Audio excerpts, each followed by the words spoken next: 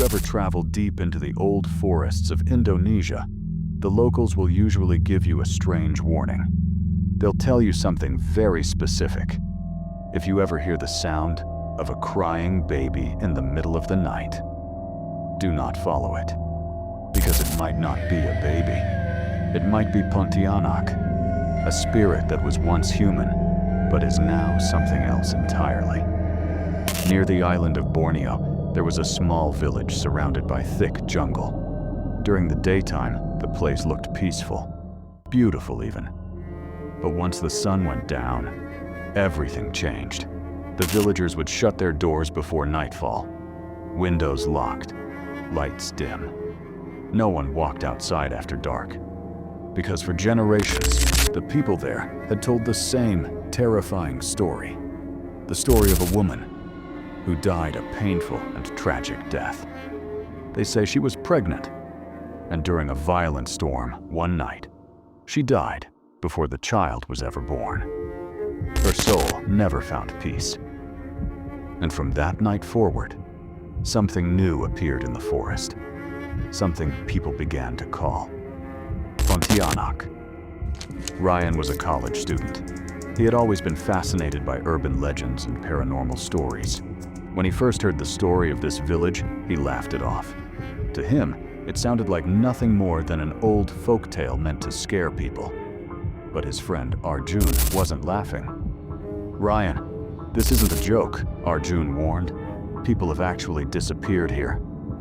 Ryan just smiled. Ghosts aren't real. But that night, Ryan was about to experience something that would change his mind forever. It was around 2 a.m. Ryan and Arjun were riding a motorcycle back to the village. The road was surrounded by thick jungle on both sides. The only light came from the motorcycle's headlight. Everything else was swallowed by darkness. The forest was so quiet that even the sound of their engine felt loud. Then suddenly, from somewhere deep in the jungle, they heard it. A baby crying. Ryan immediately hit the brakes. "You heard that, right?" Arjun's face suddenly went pale.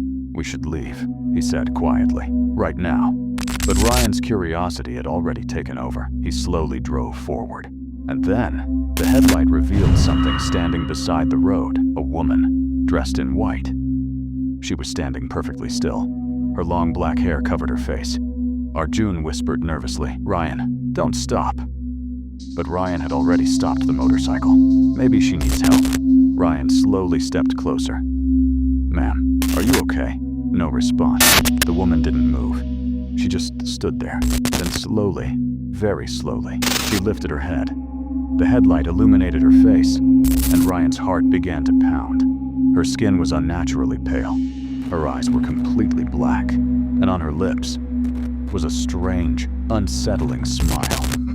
Suddenly, they heard the crying baby again, but this time, it came from behind them. Arjun slowly turned around, and his breath stopped. Inside the trees, dozens of red eyes were staring back at them, watching, waiting. Ryan turned back toward the woman, but now she didn't look the same anymore. Her hair began rising in the air as if lifted by an invisible force. Her fingers grew longer, sharper, her face twisted into something inhuman. Arjun whispered in fear, "Ryan, that's her, Pontianak!" Suddenly the woman let out a terrifying scream, a scream so loud it echoed through the entire forest. Birds burst from the trees, the air turned cold, and in the next second, she lifted off the ground, floating in the air. Ryan and Arjun jumped back onto the motorcycle. Ryan started the engine and sped down the road. But after a few seconds, Arjun screamed, "Ryan, she's behind us!"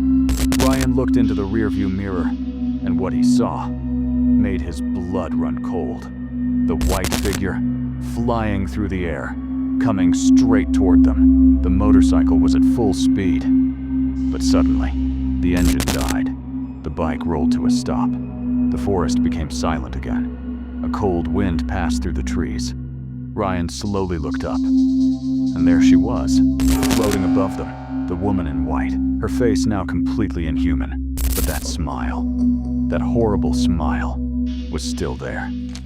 The next morning, villagers found only a broken motorcycle on the road. Ryan and Arjun were gone. No bodies, no footprints, nothing. But even today, people who travel near that forest sometimes hear something strange in the night. The sound of a crying baby. And the locals know one thing for sure. If you hear that sound, do not turn around. Because there's a chance Pontianak is already watching you. If you enjoyed this story and want to hear more real-life horror and dark legends, make sure to subscribe and turn on notifications, because the next story might be even more